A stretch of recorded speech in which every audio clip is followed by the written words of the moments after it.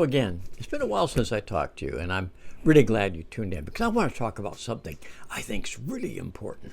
In the season following Easter, there were several readings in successive Sundays from the book of Revelation, and that's what I want to talk about.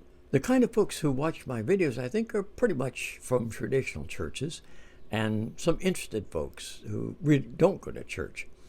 Most of those who watch try to steer clear of the book of Revelation. And you know what? It's really understandable. The reason it's understandable is so much crazy stuff has been perpetuated in the name or in imagery or in ideas taken from the book of Revelation.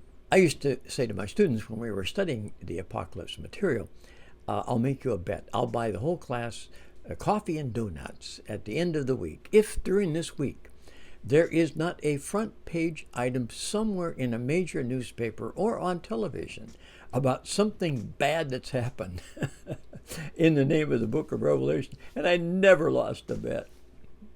Jim Jones, it's nothing to laugh about. David Koresh, and even poor old Jim Baker's now selling buckets of emergency food for the Holocaust. And it's from the very beginning of the Republic, when we somehow got fixed that prophecy was mixed up with the fate of the emerging United States. The whole idea of dispensationalism, or that the book of Revelation portrays a march of history, it couldn't be further from the truth in a proven way. Let me tell you how the dispensationalists make this into a history epic-oriented book. They do it by taking the second half of Daniel, which is a historical apocalypse, and applying it as a template over the book of Revelation to make it into a historical review, and then import that short saying from Paul in 1 Thessalonians about the rapture, and then they mark it out in epochs, and then we have battles about whether or not the so-called rapture is going to take place before or after the persecution and the Battle of Armageddon and all of that. But in truth, scholars of the apocalypses clearly have determined that the book of Revelation is a political apocalypse, not a historical apocalypse. That is to say, it's about the circumstance of believers in the view of this writer who claims a heavenly journey, a time travel journey, that believers are existing in the midst of a perceived diminution of their status and of their circumstances and of their future, living in conflict in hidden and obvious ways with the dominant Roman culture and Greco-Roman society and philosophy and religion. That's political. This is the circumstance. The book of Revelation in modern history has actually served its appropriate purpose. I'm thinking of life under apartheid by believers in South Africa.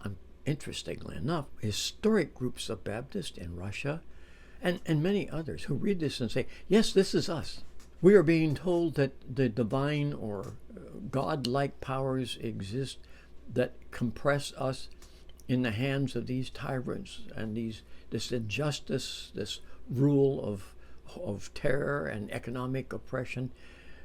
They're claiming this is the ultimate power. But when our hearts are lifted through these visions of heaven, in which the Almighty is surrounded by throngs and the presence of the ascended Christ, that's where the real power resides. And we must continue to live and to witness. And that word in Revelation is absolutely critical, bearing testimony. We'll continue to bear testimony that the real political power of the future, and our future, is vested in the city of God and in the hands of the one who creates the city of God. That's an appropriate use. We don't recognize it because we live in a crux of power. If we're part of the privileged few, or rather many, we miss so much if we give up on the book of Revelation. Let me describe some values that are there and that are reflected in the 4 readings that are recommended.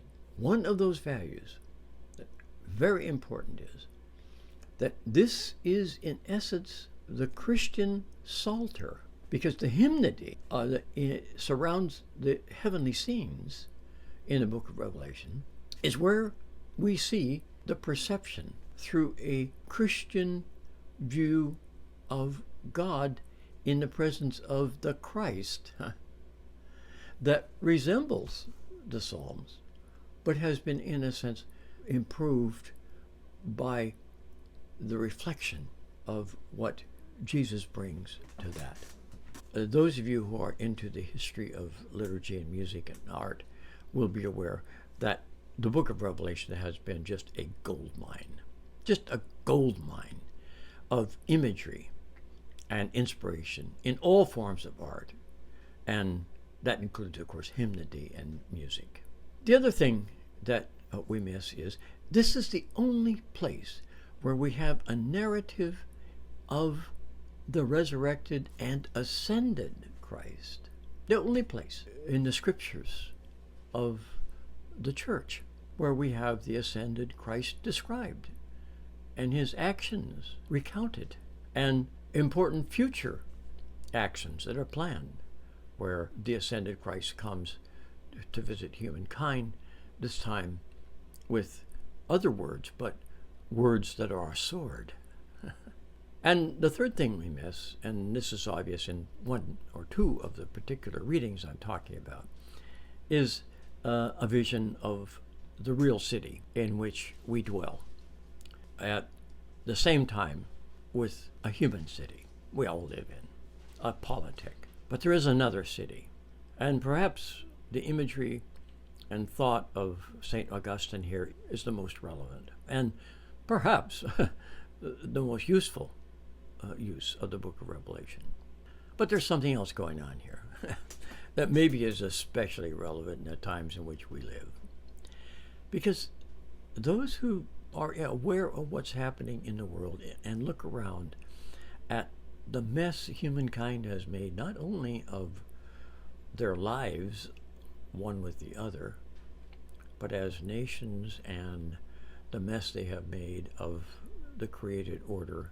All of this can be simply fuel for wanting to go sometimes in imagination and in meditation and in source of inspiration to another place. A place where the chief mode of relating is awe. Awe of a divine order and a divine ordering of things.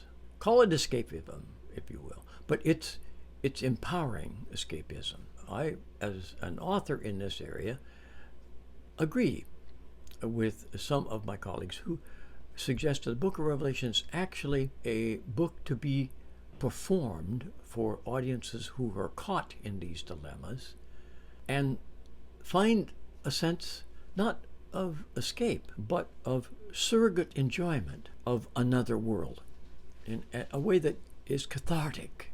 This entire book is a kind of poetry of catharsis for those wearied by this world and looking forward to another. That's powerful stuff. And by the way, I mentioned myself as an author. I want to say that many years ago, the United Methodist Church asked me to write the participants book and the leader book on the book of Revelation in their series called Genesis to Revelation. I'm somewhat surprised to find that although it's gone through some editing with regard to formatting, I am still listed as the author of these 2 volumes, and they are still for sale by Cokesbury. Recently looked at the website, and they say that this series has sold 3.5 million copies. And they tell me also that the 2, Genesis and Revelation, have been among the best sellers. That's not important at all, except to say that if you want a study of the book of Revelation for yourself or with a group that takes these positive ideas and uses of Revelation and is an alternative to the crazy dispensational stuff going on massive formats like the TV Evangelists and other popular books like the Left Behind series and all of these. If you want an alternative to that, this is still available. I'll put the link below. I'm still deliberating how long to go on with this, I'd appreciate you making a remark. I really would like to know if it is something I need to continue to put my efforts into. So take care, and it's always just great speaking to you in this way. Come back again, okay? God bless.